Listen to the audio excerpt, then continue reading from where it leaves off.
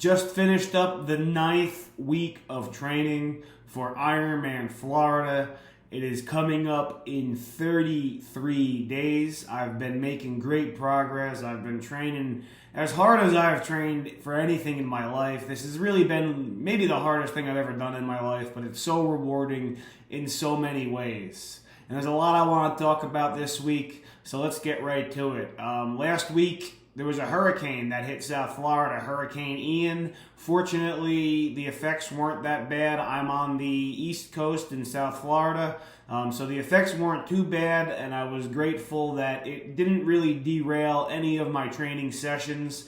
I had to move one of my runs indoors to the treadmill. I was planning on doing an ocean swim that I didn't get to do because of the hurricane. But all in all, I can't complain. I got everything in. Not a big deal in the grand scheme of things. And I am grateful that it worked out as well as it did. We just saw some wind and rain. Nothing else major here by where I am.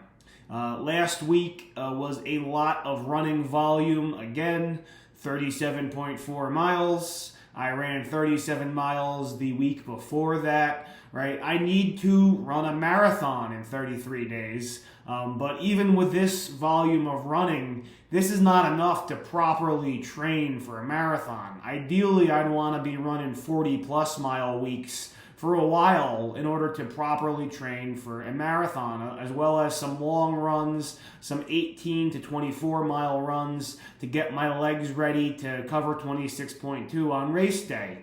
But this is what makes Ironman training such a challenge, is that you can't train everything enough to do it at your best. You only have so many hours in the week. You only have so much energy. You have to focus on recovery. So you can't train any of the three disciplines enough to do them as well as you might want to do them. So if you're going to run a lot, that means making sacrifices in other areas of training, either on the swim or the bike, or potentially sacrificing recovery, which you do not want to do. So I have to, manage this carefully, but, getting this running in feels pretty good. My bike volume was lower last week than it had been. Officially, it was only like 56 miles, but I've been riding most of these miles on Zwift, and I'm only doing the really hilly courses on Zwift right now because I want to get the special bike you get after you reach a certain amount of hills. So I'm riding hilly courses. Realistically, the 56 miles is a little misleading. If I rode flat courses, it probably would have been 80 or 100 miles. I still spent close to 5 hours on the saddle last week. So it was a decent week of bike training, and then the swimming volume was down a little bit too. I only did like 9,300 meters, but that's still a decent amount of swimming. I had to deal with a little bit of shoulder soreness, so I'm kind of managing that carefully. As much as I want to train the swim, I want to make sure that I'm feeling great and healthy come race day. And then on Sunday, I ran a half marathon just as a training run. The weather has been a bit cooler here in South Florida. So on Sunday, even midday, the heat index was only 86. It was overcast, which is a welcome relief. It's still pretty warm, but it's a lot cooler than it has been here over the summer. I didn't feel good at the start of that run. I swam 4,700 yards in the morning, but I settled in and I felt strong for miles 4 through 8 probably. It's the best I've felt running since last October, and this is for a number of reasons. I wasn't in the best of shape to start the year. I took some time off after last season. I've worked a lot this year on rebuilding my stride. I've changed my shoes, and then over the summer it was hot and humid every time I ran. So that meant running a lot slower than I had been used to, which was kind of demoralizing, but I stuck with it. I'm starting to feel better. On that run on Sunday, I started to get some side stitches, which doesn't usually happen to me because I didn't hydrate and I didn't fuel properly as well as I could have for a run like that. It's still very warm out, I need to improve in this area. I've ordered some Moritin gels, which are offered on course in Ironman. They're very pricey gels. They're like $3.50 each. but they're offered on course at Ironman. So if I'm able to use these gels, it'll make life a lot easier on race day because I'll be able to get them at all the aid stations. They're very high quality product. I'm not really foreseeing any difficulties with them. They're not going to be a daily thing for me to train with, but I want to get used to them ahead of time. So once these gels arrive this week on my runs, I'll be able to fuel a bit better and use those as my fuel, and then really dedicate my water bottle to taking in water and electrolytes. And I might also carry a plastic bottle with me for the start of a run, and then toss it in the middle, and then rely on the water that I carry with me on my Camelback belt. It's important to stay hydrated in these conditions, especially with all the training sessions building up. You have to make sure that you stay on top of this. So to recap the week, Monday, again, recovery-focused day for me, usually following a big weekend of training. This week was a little different. I did a recovery run. Usually I've been doing my recovery on the bike, but I didn't run at all last Sunday, the weekend before. So on Monday, I got a recovery run in. I need to get miles on my legs. So I got a little over 4 miles of a run in. I did it outside because the hurricane was about to come, and I figured I would be stuck indoors for a few days, which in hindsight was a very good decision because that is exactly what ended up happening. On Tuesday, the Hurricane Ian was here. I started Tuesday morning with a swim. I walked over to the gym. My shoulder was sore. I swam 15,000 yards the week before. And if I'm being honest, my biggest single concern about training for an Ironman was the swim and the swim volume. Last year, I crashed on my bike and I suffered an injury on my left shoulder. So, it's been tough to really rebuild that and get back to the point where I'm confident swimming the volume that I need to swim in order to tackle an Ironman. So far this year, it's been great. But like I said, after 15,000 yards, it was a little sore. I figured better not to push it, so I cut the swim short after 1,900 yards. To be honest, I probably should have done a little bit less even. It's not worth getting hurt because the most important thing is that I show up on race day feeling good. I know I can do the swim right now. The training helps, obviously, but I want to make sure that I am fully fit and fully healthy on November the 5th. On Tuesday then, I went back to the gym after.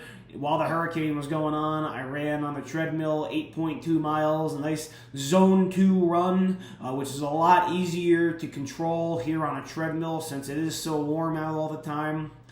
You can control the heart rate and effort level a lot easier on the treadmill than I can outside here for sure.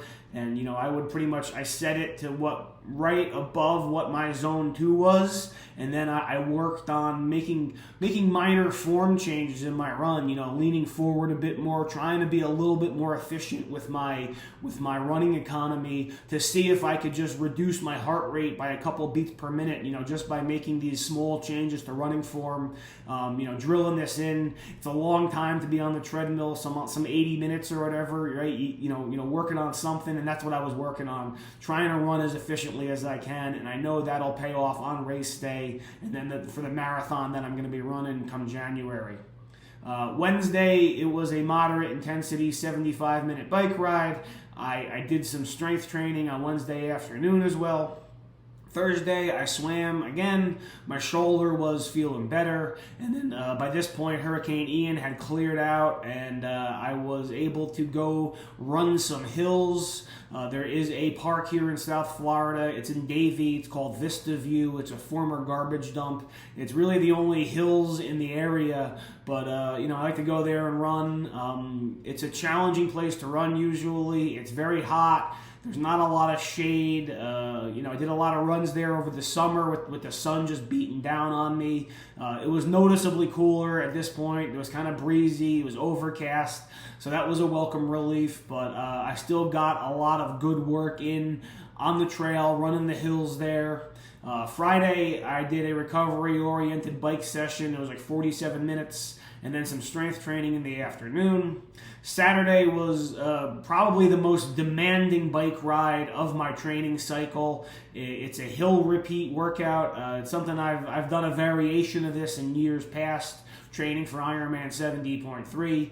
Here in South Florida, I need to do it on the indoor bike trainer because there's nowhere that I could ride, 8 to 10 minute hill repeats on my bike. So I got to do that on the indoor trainer.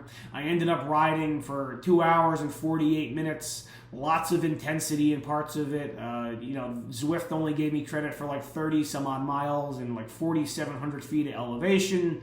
It's a bit misleading. I was riding pretty hard. It was a really demanding 2 hours and 48 minutes. I worked a lot on fueling and hydration, which is kind of easy to control here in my office in the controlled environment. And then I went outside and I did a 4.3 mile run off the bike with some intensity. Sunday morning, I woke up, I got up early, I got to the gym, I walked over to the gym, got there at 6 a.m. The gym wasn't open yet, it was supposed to be open. I don't know what was going on, if the person who had to open just overslept, but that meant I had to walk back home. I drove to another gym, I found their pool, it was empty. I did a 4,750 yard swim set. It was a very challenging swim workout, one of the most demanding swim workouts I've done. It featured a 1,500 yard straight set in the middle using the buoy, which, is a long time to be swimming. And then after that, it was a minute of rest. And then 15 by 100 at very strong effort with 10 seconds rest in between. So that ended up being about 3,000 yards of it right there, which was really tough. Toward the end of those hundreds, I was kind of starting to fade. My times I was putting up were slow. I got to remember, right, you got to be kind to yourself during these workouts. The cumulative effect of all these workouts has a toll. When I'm, 3,500 yards into a swim, it's not fair that I expect that I'm putting up the same times that I would be putting up if I was 400 yards into a swim, right? I'm a human. If I've been swimming for an hour and a half, it's going to fatigue me, and that's okay. I just need to keep putting that effort in, and I was very pleased that I got through that swim. I came home, I ate, I relaxed for a couple of hours, and I set off on my run that I talked about at the beginning. It was a 130-minute run. I was feeling really good, so I ended up running a half marathon, 13.1 miles, and that was my week of training. There's less than 5 weeks to go until race day now. I've got 3 more weeks of really high volume training with intensity before I start to taper. I am looking forward to it. This has been a grind, to be sure. Probably the hardest thing I've ever done in my life. I knew that signing up for it, though, so, don't feel sorry for me. I knew what I was getting into. I just got to keep pushing because I am almost there now. Overall, I'm feeling great. I'm feeling fantastic, stronger and fitter than I've ever felt in my life, and I'm feeling just about ready to tackle Ironman Florida.